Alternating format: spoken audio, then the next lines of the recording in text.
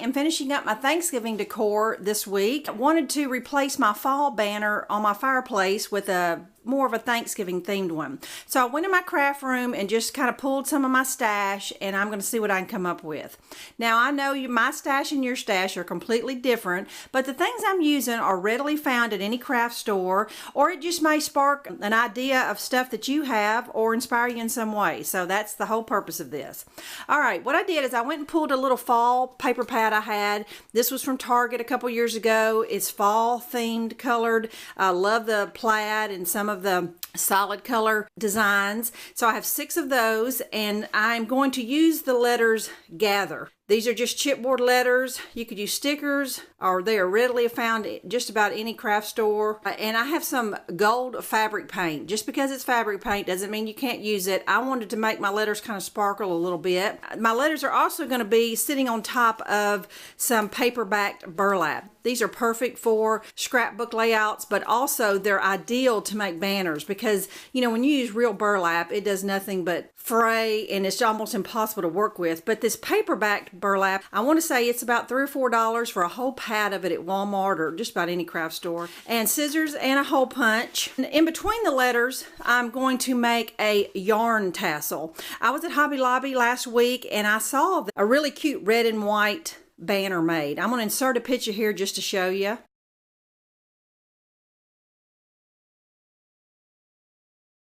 And you can see that it was just made with yarn tassels and yarn pom-poms. Super cute, very vintage. These take just a couple minutes to make, and my yarn colors match my paper, so I think it'll be really cute. The first thing I need to do is go ahead and paint my letters, let them dry, and then I'm going to cut my paper to fit. Since my letters are kind of long and narrow, I'm going to only use half of my paper, so it's going to be trim those, you know how paper pads do. I'm going to trim my paper to be 3 by 6. So my letters will fit a little better. That's just too much paper for those tall, skinny letters.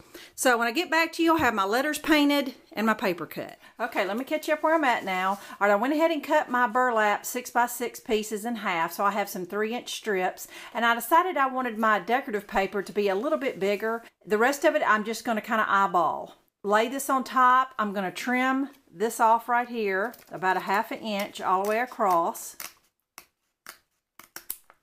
And so now it will be just even at the top. And then I'm going to cut this about a good inch. Once I get one done, that'll be my pattern for the rest of them.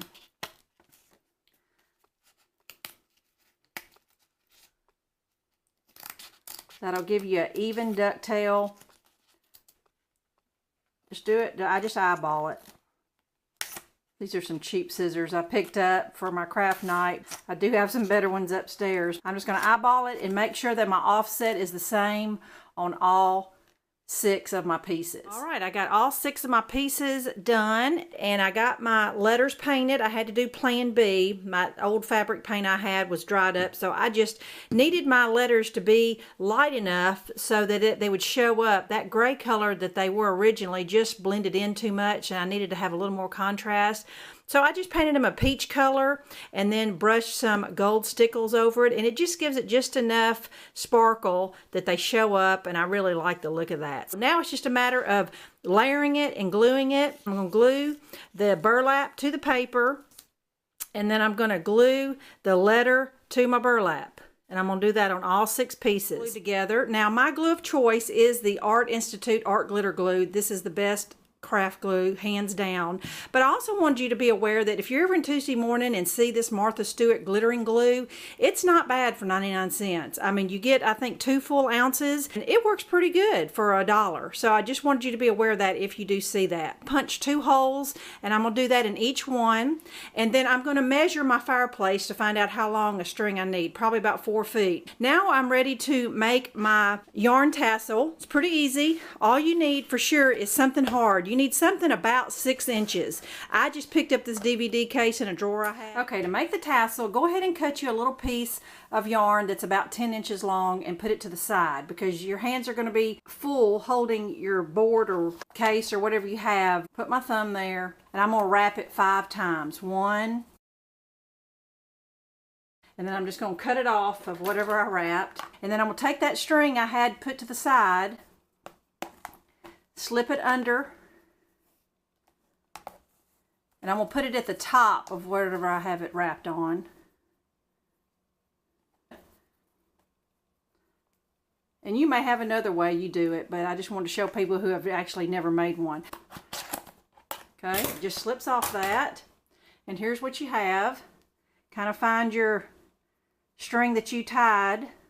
Kind of comb it with your hands. And it is going to be all jaggedy like that. You're actually going to need another little piece of string to tie the top of the tassel. So about a good inch or so down, tie another little double knot, but you get the idea. All right, and now just going to comb your tassel all the way down, kind of give it a haircut at the bottom. All those uneven pieces. That's simple. Okay, I now have all my pieces completed, and now I'm just ready to string it. So I'm going to actually do my tassels after I get my banner hung up, because I want those just to be tied on and I can slide those where I need them. I got one end tied, and then I'm just going to weave it in and out of those holes, and then I'm going to place it on my fireplace. So I'm going to get that hung up. I'm going to see what it looks like and see if I need to do anything else. Friends, I've said before, my back den with paneling is like a dark dungeon. Hopefully you can see it. I don't want to show too much of my mantle yet. It's not anything extravagant. I'm going to put that in a video next week. But here is my banner. I thought it could use maybe some fall leaves or something. My last banner had those in there, and I'm just kind of tired of fall leaves. I'm ready to